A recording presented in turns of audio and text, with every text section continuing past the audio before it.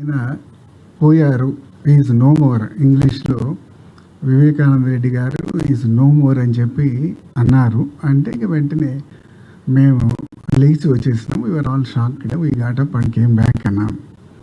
అసలు వాళ్ళు heart attack ఇంకొకట అని నన్ను అడగలేదు, చెప్పలేదు. And SP was so decent. ఆయన అన్నాడు, సార్ ఇది మీ ఇష్టం, దేర్ ఇస్ నో కంపల్షన్. మీరు చెప్పింది నేను రికార్డ్ చేసుకోవాలంటే నేను రికార్డ్ చేసుకుంటాను అని. Because that 161 section 161 statement has no evidentiary value.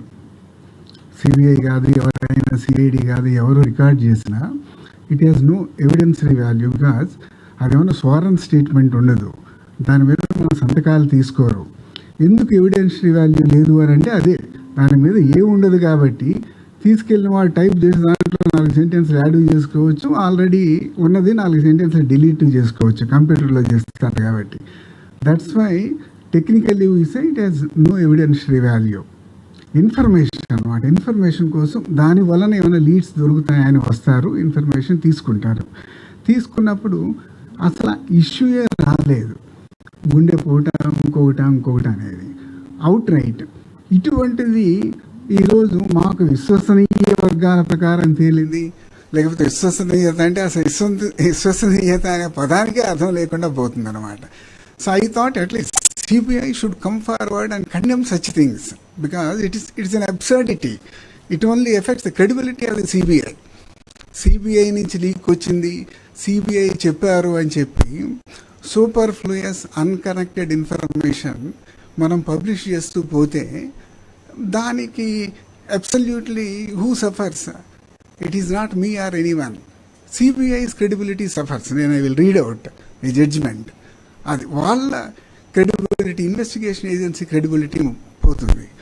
They should come forward and arrest these things. వాళ్ళని మిస్యూజ్ చేసుకుని, వాళ్ళ పేర్లు మిస్యూజ్ చేసి లీక్స్ అనేది కంట్రోల్ చేయవలసినటువంటి బాధ్యత వాళ్ళది. అదర్వైజ్ ఇటువంటి సిచ్యువేషన్లో మేము ఆ రోజు మేనిఫెస్టో కమిటీ మీటింగ్ ఏదో పెట్టారు, ఉమారెడ్డి గారు దానికి chairman, I'm not a member. నేను ఆయన మా గురువు గారు, మీకు చాలామందికి తెలిసే ఉంటుంది. He taught me lessons. మా కాలేజీలో పాఠాలు చెప్పారు, అప్పటి నుంచి మాకు అనుబంధం ఉంది. అజయ్ నాకు కొంచెం హెల్ప్ చేస్తావా ఇలా మేనిఫెస్టో కమిటీలో అంటే, okay sir, I will settle, I'm free. ఇప్పుడు రిటైర్ అయ్యి ఖాళీగా ఉన్నాము, I'm free, I will settle help అన్నాము. అట్లా ఆ కమిటీ మీటింగ్ జరిగేటప్పుడు ఒకరోజు ఇక్కడ ఆ డిస్కషన్స్ కోసం వెళ్ళటం జరిగింది. ఆ టైంలో ఏముంటుంది, ఎవరు అడిగినా కూడా మీరు your focused on your job. ఏదో పని లేని వాళ్ళు, పనికి మాలిన వాళ్ళు అటు ఇటు చూస్తారు, కానీ పని ఉన్న వాళ్ళు పని మీద ఫోకస్ చేస్తారు కదా. ఫోకస్ జరిగేటప్పుడు ఎవరు పట్టించుకుంటారు, ఎక్కడో ఏదో డోర్ నాక్ అయిందని చెప్పి ఎవరో 2 నిమిషాలు బయటికి వచ్చారు అనేది who will observe so seriously?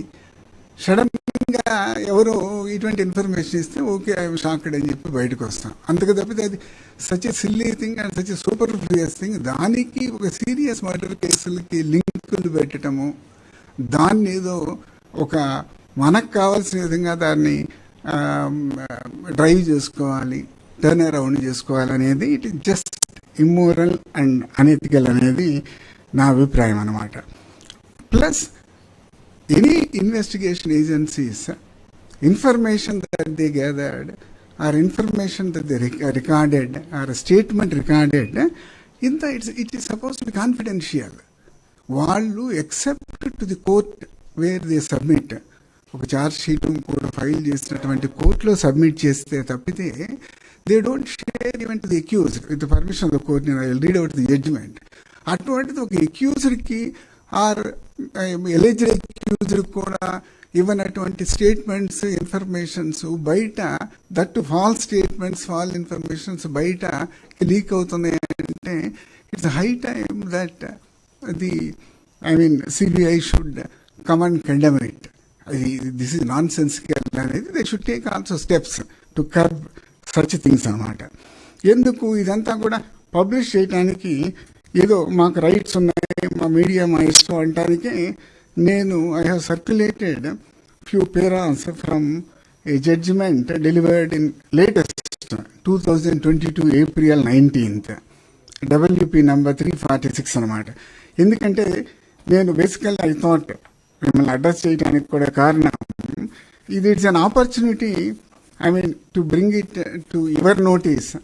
అందరూ ఒక రకంగా ఉండరు కదా, రాసే వాళ్ళు ఎట్లా మారడం అనుకోండి, మిగతా వాళ్ళకన్నా at least they can publish and educate people about the role of media in crime reporting అనేది.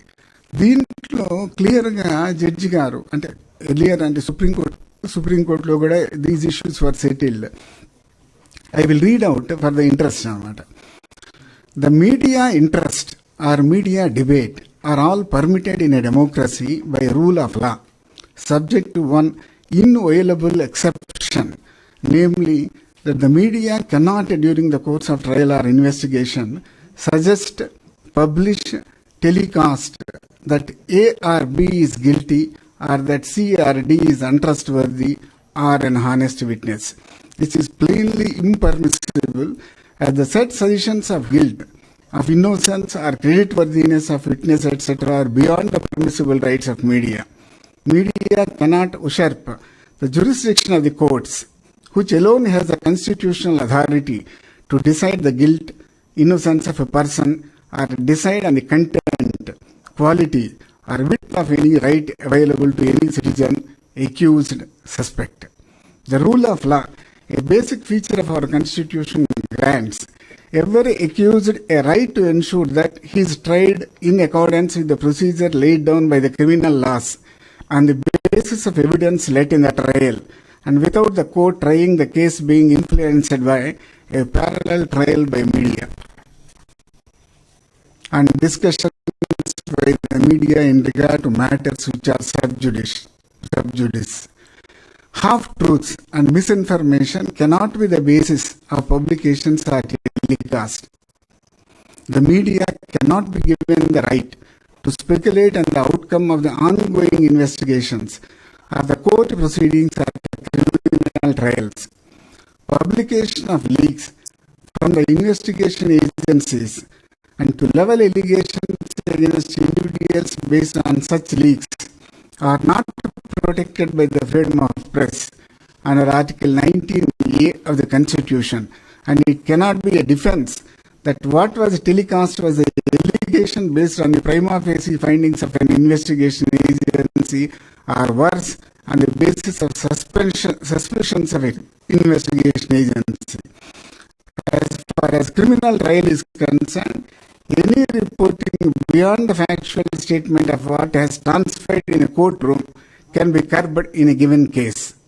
Though the media performs the vital public function of being the communicator and the link between the courts of law and the people, its rights are also regulated, and the fundamental right of speech and expression cannot be allowed to trample upon the rights available to the other citizens, accused or suspect.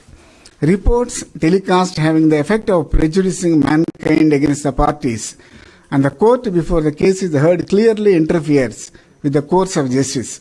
A larger negative impact to a trial by media, a more subtle one, which often goes unnoticed, also needs a mention. In a trial by media, which apart from adversely affecting the rights of the accused for a fair trial, has immense power to influence public opinion. A perception is created for or against the accused in the mind of the layman, so much so that when a judge passes a verdict which may be totally against the layman's perception, it causes him to distrust the integrity of the very legal system. The time-tested system of arriving at the conclusion of guilt on the basis of legal evidence need not always be a concept which is familiar to a person untrained in law.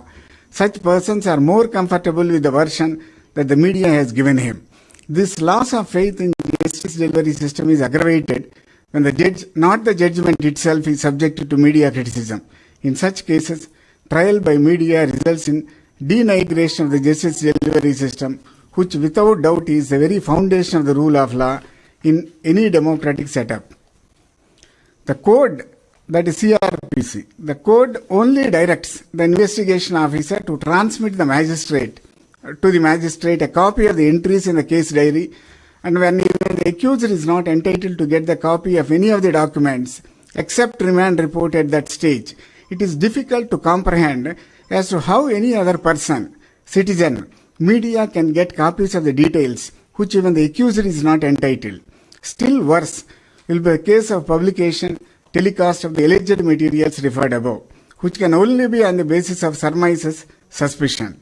During the course of investigation, the investigation agency is not allowed to divulge the details of investigation of any crime to the public at large on 3 counts, namely principle, authority, and propriety. In addition, he also mentions the norms of Journalist Code, published by Press Council of India 2019 edition, also recognizes that in a conflict between fair trial and freedom of speech, fair trial has to necessarily prevail. It is not always advisable to vigorously report crime related to issues in a day-to-day basis, nor to comment on supposed evidence of the crime without ascertaining the factual matrix. This is a part of the Journalist Code. Victim, witnesses, suspects and accused should not be given excess publicity as it amounts to invasion of their privacy rights. The media is not expected to conduct its own parallel trial or foretell the decision, putting undue pressure on the judge, the jury or the witnesses, or prejudice a party to the proceedings. It's the latest judgment. And it clearly says that minimum discipline, minimum code of conduct is essential for a journalist or media.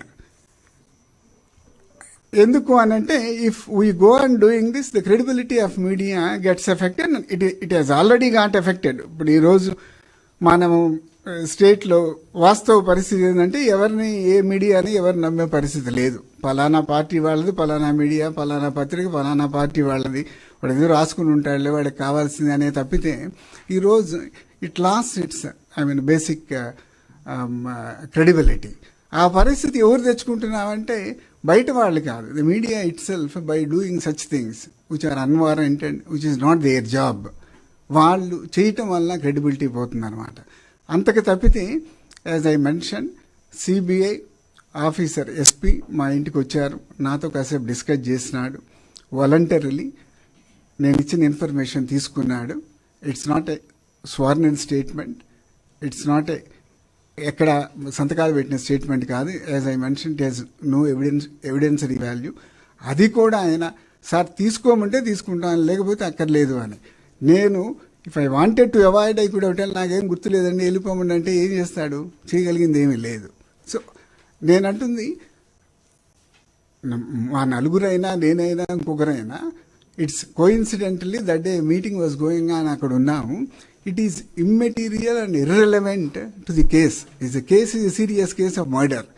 దానికి ఎక్కడో ఏదో meeting జరిగితే ఆ మీటింగ్లో కూర్చుని ఉంటే మీరు దేంటి అక్కడ రెలవెన్సీ ఏంటి చెప్పేది, మీకు ఏ టైంలో తెలిసింది అంటారు. ఎవరికి గుర్తుంటుంది? ఏమో సార్ మీటింగ్ మనం వాచ్లు చూస్తూ కూర్చుంటామా, టైం చూస్తూ కూర్చుంటామా, మీటింగ్ మొదలైన తర్వాత గంట, గంటన్నర, 2 గంటలకు ఏదో చెప్పారు అని చెప్పి అంటే అంతకు తప్పితే ఏముంది? In what way it's relevant, in what way it's credible evidence ఏమీ ఉండదు కదా. దాన్ని అదేదో పెద్ద సీరియస్ ఇష్యూ కింద ఒక what I can say investigation మనం చేసి ఏదో గొప్ప ఇది అనర్థ చేసిన విధంగా ఫ్రంట్ పేజీలో ఫోటోలు పెట్టి రాయటం అంటే ఎంతగా మనము we are basically degrading our cells అనేది I thought I would bring it to your notice. CBI should have come forward to condemn this. నేను జడ్జిమెంట్ చదివినాను కదా, it's CBI's role also to prevent such leaks, to ensure that nothing is given to the media till the case investigation is over and brought it to the court. అది లేకుండా అక్యూజ్డ్కి ఏమని information leaks బయట చేస్తున్నారు అని అంటే it is sad. అది more than that, అది పోనీ మనం ఇచ్చిన ఇన్ఫర్మేషన్ అయినా పర్లేదు, అబ్సర్డ్ లైస్ అసలు మనం ఏమి అటువంటి వాళ్ళు అడగంది మనం చెప్పని దాన్ని పెద్ద హెడ్డింగ్ పెట్టి రాయటం అంటే it is not only painful but only it reflects మనం ఏ స్టేజ్ నుంచి ఏ స్టేజ్కి వస్తున్నాము అనేది రిఫ్లెక్ట్ అవుతుంది అనే ఉద్దేశంతో I thought I will share this. Thank you.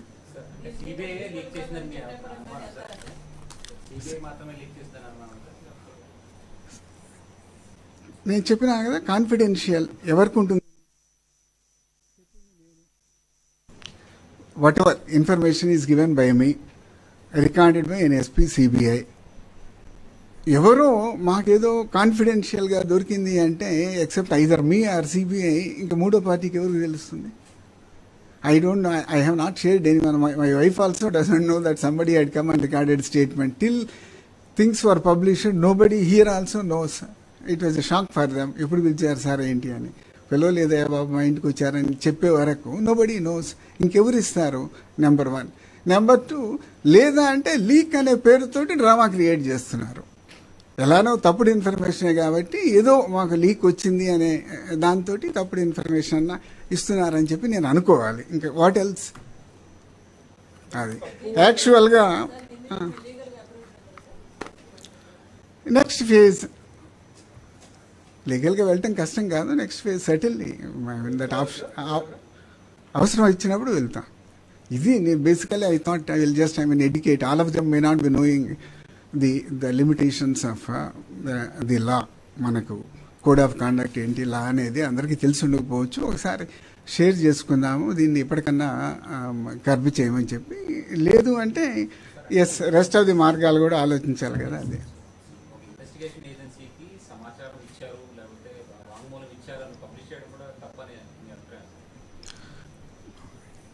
Yes, absolutely it's confidential, you should not publish. అదే చెప్తుంది కదా, అలా అక్యూజ్డ్కి స్టేట్మెంట్ రాకముందే ఇన్వెస్టిగేషన్ ఏజెంట్ నుంచి బయటకి ఇన్ఫర్మేషన్ ఎట్లా వెళ్ళింది అనేది, నాట్ ఓన్లీ స్టేట్మెంట్ ఇచ్చారనేదే కాదు కదా, what is published is an absolute లై అని చెప్తున్నాం కదా.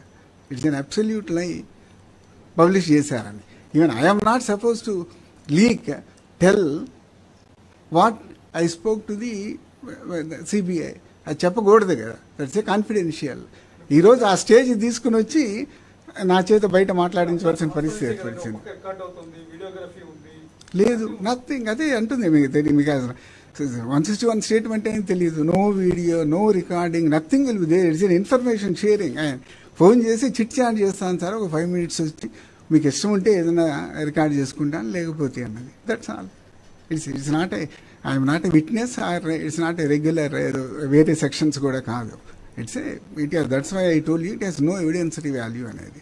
సో దయచేసి మై రిక్వెస్ట్ ఏంటంటే ఇటువంటిది ఎప్పటికన్నా ఆపేసేయండి. అనవసరమైనవి ఫిల్మ్సీ థింగ్స్, ఇర్రెలవెంట్ థింగ్స్ని ఊరిక దాన్ని ఒక డ్రామాలాగా పబ్లిష్ చేసి ఏదో చేయాలి అనుకోవడం మంచిది కాదు.